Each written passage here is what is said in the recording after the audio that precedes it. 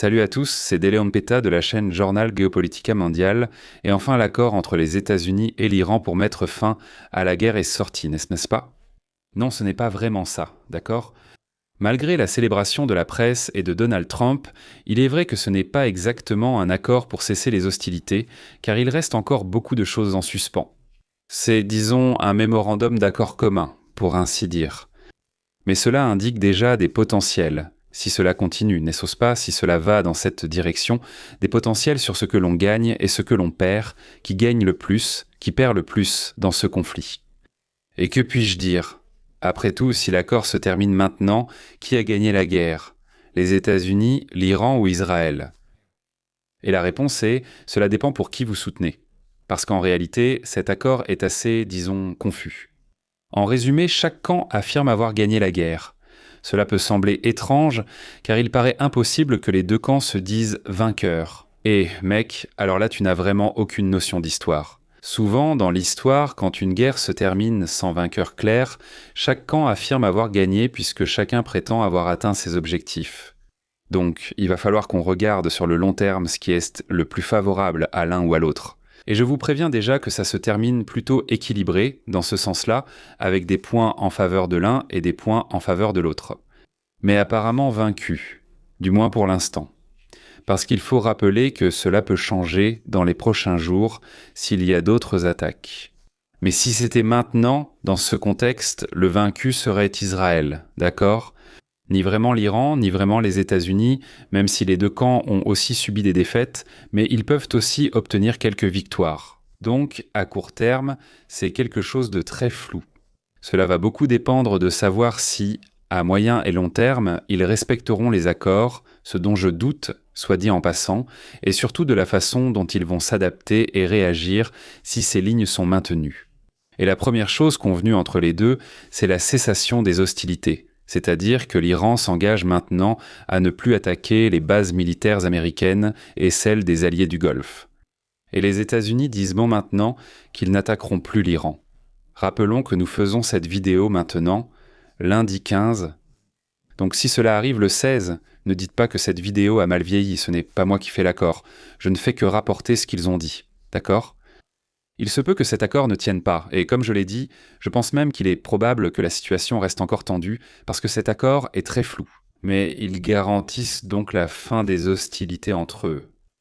Cela inclut le Liban. Les États-Unis donnent aussi des garanties que cela mettra fin au conflit au Liban. Et bien sûr, il a manqué de coordonner cette discussion avec les Israéliens, qui ont déjà déclaré ce matin qu'ils ne retireront pas les troupes du sud du Liban, et qu'ils vont maintenir les attaques contre le Hezbollah. Donc, vous voyez, la situation reste floue de cette manière. Le deuxième point, c'est le déblocage du détroit d'Ormuz, n'est-ce pas? Maintenant, l'Iran garantit qu'il n'attaquera plus les navires qui passeront par Ormuz et les États-Unis non plus. Mais aborder les navires iraniens, ou ceux qui viennent ou vont en Iran, qui vont passer par Ormuz, donc les deux parties disent maintenant qu'elles vont ouvrir le détroit d'Ormuz à la liberté de navigation.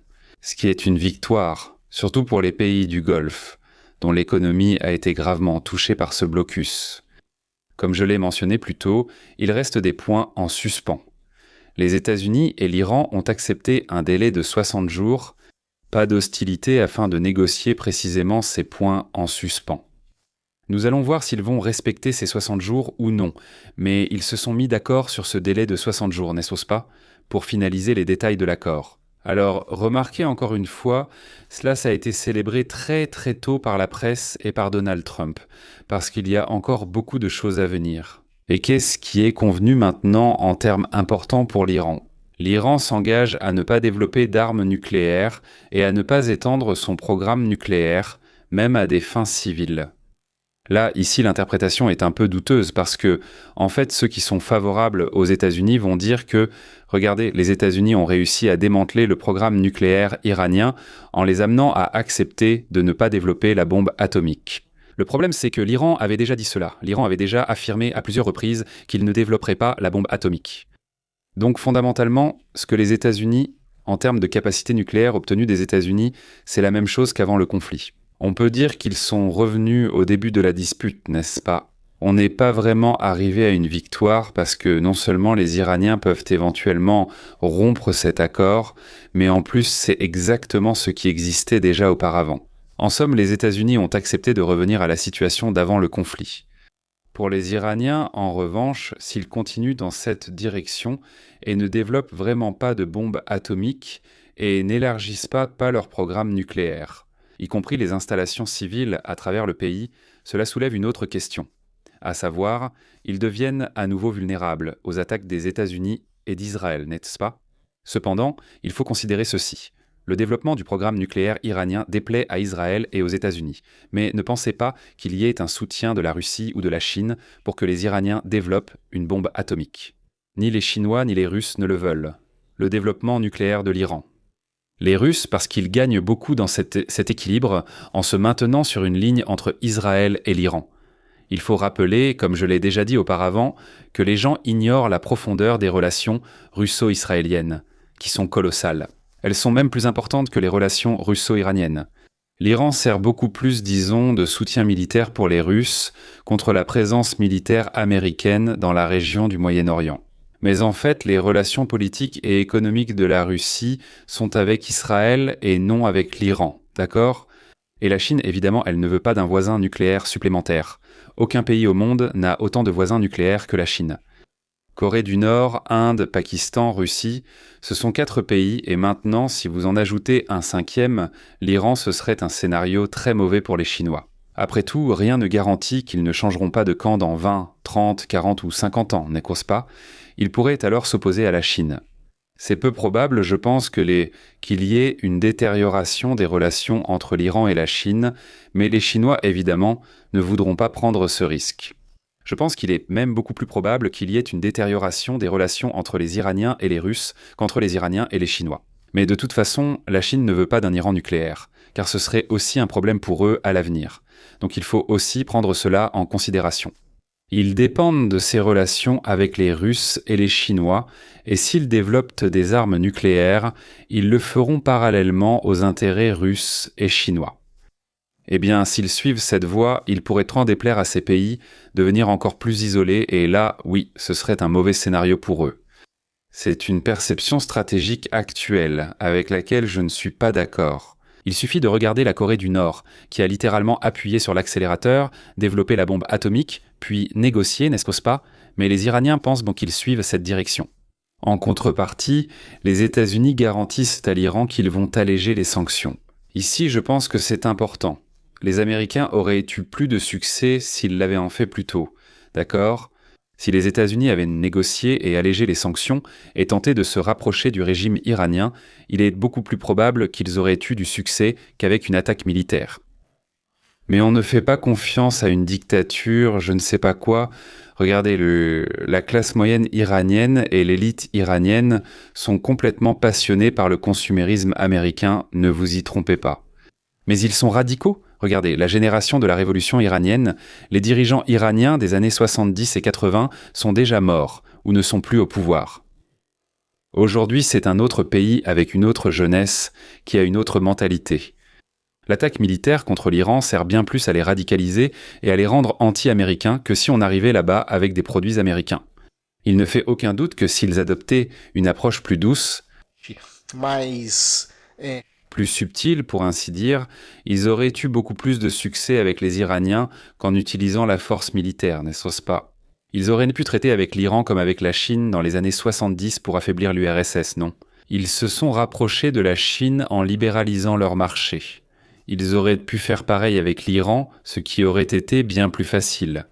Et je n'ai aucun doute que s'ils avaient suivi cette voie, en 20, 15, voire 10 ans, les Iraniens seraient devenus extrêmement pro-occidentaux.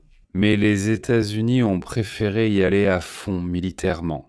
Après tout, le lobby israélien sur le gouvernement américain est très puissant, et les Israéliens n'auraient pas voulu voir cela. Donc il y a cette question par-dessus tout. Maintenant, comme je l'ai dit, tout n'a pas été résolu. Il y a encore des questions en suspens. Qu'est-ce qui reste en suspens? La première chose qui reste en suspens, c'est la question du programme nucléaire iranien. Pourquoi? Vous n'avez pas encore de solution pour le programme nucléaire iranien. Le sort de l'uranium enrichi est encore en discussion. Il n'est pas encore décidé ce qu'ils vont faire avec ce programme, avec cette partie nucléaire ou non. Soit les États-Unis veulent qu'il soit complètement démantelé, tandis que l'Iran préfère une dilution progressive sur son propre territoire. Les critiques affirment que l'Iran veut cette dilution progressive sur son sol pour gagner du temps et développer une bombe atomique. Eh bien, difficile à dire, personnellement je n'y crois pas, mais c'est la ligne qu'ils suivent. Et il reste aussi en suspens, n'est-ce pas, ce qui sera négocié pendant ces 60 jours si ce calendrier est maintenu, le régime d'inspection. Qui va effectuer les inspections dans les centrales nucléaires iraniennes et à quelle fréquence? N'est-ce pas? Cela non plus n'est pas décidé, il faut aussi que ce soit convenu. Mais ce n'est pas tout, car les Iraniens veulent la levée totale des sanctions. Les Américains ont parlé d'un allègement des sanctions, pas d'une levée totale, et les Iraniens veulent une levée totale, même comme une façon de réparer les dommages causés par la guerre. Après tout, il y a eu des dégâts même dans l'infrastructure civile iranienne. Et ils pensent que maintenant, la levée totale des sanctions serait une forme de compensation pour les dommages causés par le conflit. Même si on évoque la réouverture du détroit d'Ormuz, certains points restent non résolus. Qui garantira la sécurité du détroit? Je ne parle pas seulement de garantir le passage sans tir. Le problème, c'est qu'ils ont placé de nombreuses mines autour du détroit d'Ormuz, sans qu'on sache exactement où elles sont. Théoriquement, même les Iraniens ne savent pas avec précision. Cela va exiger une équipe spécialisée dans l'enlèvement de ces dispositifs, n'est-ce pas, de ces mines dans la région, afin que les navires puissent à nouveau naviguer en toute sécurité et tranquillité. Et qui va enlever ces mines? Cela aussi devra être convenu. Est-ce que ce seront les Iraniens, les pays du Golfe, les Américains, une partie considérée comme neutre, peut-être les Russes, peut-être les Européens? Ce n'est pas encore clair. Cela aussi devra encore être convenu. Maintenant, évidemment, ce qui n'est pas non plus décidé, c'est la position d'Israël. Parce qu'il est devenu clair, Israël n'est pas contrôlé par les États-Unis. Les États-Unis n'arrivent pas à contrôler Israël. Et sans définir exactement quel sera le rôle d'Israël, parce que les Iraniens veulent qu'Israël arrête les attaques au Liban, il devient difficile de maintenir cet accord. Les États-Unis garantiront-ils qu'Israël ne poursuivra pas les attaques? Très improbable. Même si les Américains sont d'accord avec ça, qu'ils peuvent retenir Israël, soyons réalistes, personne ne retient Israël. Si Israël décide d'attaquer, ils préviennent simplement les Américains qu'ils vont attaquer, ou ils attaquent puis préviennent après. Mais il n'y a aucun moyen pour les Américains de donner leur accord à ce sujet. Et là, bien sûr, dans ce doute, la position du Hezbollah devient aussi discutable. Parce que l'accord dit en ce qui concerne les opérations au Liban. Mais le respect réel de l'accord par le Hezbollah et Israël reste incertain, tout comme rien ne garantit qu'Israël cessera ses attaques dans le sud du Liban. Les Iraniens non plus ne peuvent pas garantir que le Hezbollah va arrêter les attaques contre Israël. Autrement dit, jusqu'où les États-Unis peuvent-ils contrôler Israël, ce que nous savons être pratiquement nul, et jusqu'où l'Iran peut-il contrôler le Hezbollah, ce que nous savons être très important. Mais je crois que les Iraniens ont un contrôle plus important sur le Hezbollah. Parce que sans l'Iran, le Hezbollah n'a tout simplement pas la capacité de rester opérationnel militairement. Et enfin, la question de la reconstruction de l'Iran, n'est-ce pas? La reconstruction des pays du Golfe a été laissée de côté, elle n'est même pas en attente, donc les dommages causés aux Émirats arabes unis, à l'Arabie saoudite, au Koweït, etc., n'ont même pas encore été envisagés dans cet accord. Cela pourrait être inclus plus tard, mais ce n'est pas le cas actuellement. Les Iraniens réclament une réparation des dommages, à cause de la guerre et surtout au niveau des infrastructures civiles, la destruction de ponts et ainsi de suite. Donc les Iraniens réclament cela. Maintenant, on peut souligner ceci. Qui sort comme le grand vainqueur et qui comme le grand perdant? Si cet accord reste tel quel, Israël sort comme le grand perdant. Et cela signifie qu'Israël va continuer les attaques dans le sud du Liban, car il n'acceptera pas une défaite de cette ampleur. Leur objectif, qui était de démanteler totalement le programme nucléaire iranien, n'a pas été abandonné. J'ai aussi oublié de dire que les missiles hypersoniques iraniens ne sont pas inclus dans l'accord, ils en sont exclus. Et il se peut même que les Iraniens acceptent d'abandonner leur programme nucléaire en échange de ne plus subir d'attaques. S'ils développent une bombe atomique, ils risquent non seulement l'isolement vis-à-vis de la Russie et de la Chine. Vous voyez, c'est possible. Je ne dis pas que cela arriverait, mais en plus, cela aggraverait la situation. En réalité, ce qui a été montré ici, c'est que, dans un conflit entre l'Iran et Israël, ce qui a vraiment fait la différence, ce sont les missiles hypersoniques. Ce serait un pari des Iraniens, à mon avis insensé, mais un pari tout de même. Ils misent clairement sur ce scénario en excluant le développement des missiles et drones de l'équation. Mais enfin, n'est-ce pas? En poursuivant sur ce sujet, les États-Unis sont restés sur cette ligne. Ils peuvent dire qu'ils ont obtenu une grande victoire, pas un changement de régime, mais une grande victoire. Dans le sens où ils ont réussi à affaiblir la structure militaire et en partie celle du gouvernement iranien et à dire à leur principal allié dans la région qui est Israël « Voilà, nous avons fait notre part. Maintenant, débrouille-toi, salut ». Rappelons que le Moyen-Orient n'est pas une zone d'intérêt géopolitique pour les États-Unis. Les zones d'intérêt géopolitique des États-Unis sont au nombre de 3. L'Arctique, le Pacifique, surtout le Pacifique, et l'Amérique latine dont ils ne savent pas exactement quoi faire, mais ça, c'est un autre aspect. Mais de toute façon, ces 3 zones sont les zones d'intérêt géopolitique des États-Unis. Ce n'est pas le Moyen-Orient. Les Iraniens, de leur côté, peuvent dire qu'ils ont affronté 2 puissances nucléaires, Israël et les États-Unis étant la plus grande force militaire de la planète, et qu'ils ont réussi à survivre et ont même imposé des conditions aux États-Unis pour obtenir le cessez-le-feu. Donc ils pourront aussi parler de victoire. La Chine, probablement, beaucoup de gens vont dire « la Chine est la grande perdante ». Non, d'accord? Bien au contraire. Probablement, la reconstruction des infrastructures iraniennes et des pays du Golfe sera réalisée par la Chine, qui apparaîtra comme l'intermédiaire des accords. Ensuite, plus tard, entre les pays du Golfe et l'Iran, et en plus elle va reconstruire l'infrastructure de ces pays. La Chine va donc en sortir grande gagnante et garantir à nouveau l'approvisionnement en pétrole pour son territoire, n'est-ce pas?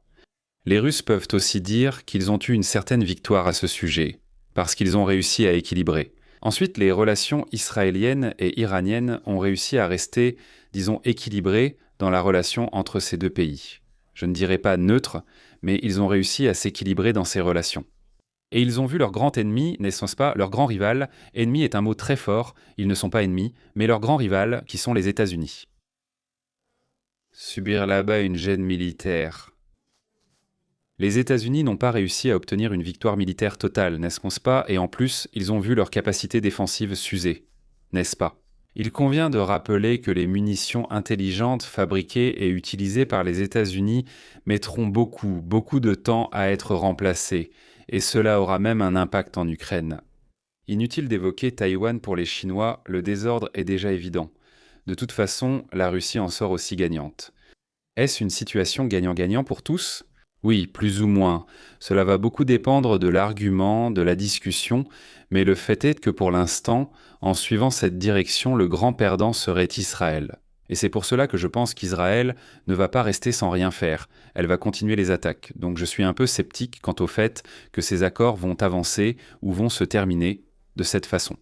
Quoi qu'il en soit, suivez-nous ici sur la chaîne Journal Géopolitique Mondial. Nous allons vous tenir au courant, nous allons vous dire ce qui se passe, et surtout, n'oubliez pas de vous abonner à la chaîne. Si vous appréciez vraiment la chaîne Journal Géopolitique Mondial et souhaitez assurer sa survie, devenez membre. Plus de 90% des revenus de la chaîne proviennent des membres, ce n'est pas des vues. Non seulement les vues de la chaîne sont très faibles, parce que YouTube cache pratiquement la chaîne Journal Géopolitique Mondial, mais en plus la monétisation est très basse. Donc, la garantie de l'existence de la chaîne Journal Géopolitique Mondial, ce sont ses membres. En échange de votre soutien pour garantir que la chaîne Géopolitique Mondiale continue d'exister, vous aurez également accès à plusieurs séries exclusives réservées aux membres. On trouve l'histoire militaire de la Chine, la géopolitique des États-Unis, celle de l'Empire mongol, un cours d'intelligence et contre-intelligence, et désormais un cours sur Machiavel appliqué à la géopolitique moderne. En somme, il y a énormément de contenu, c'est quasiment un Netflix académique de la géopolitique pour les membres. Et, comme mentionné, vous garantissez la survie de la chaîne. Merci à tous, à bientôt et à la prochaine vidéo.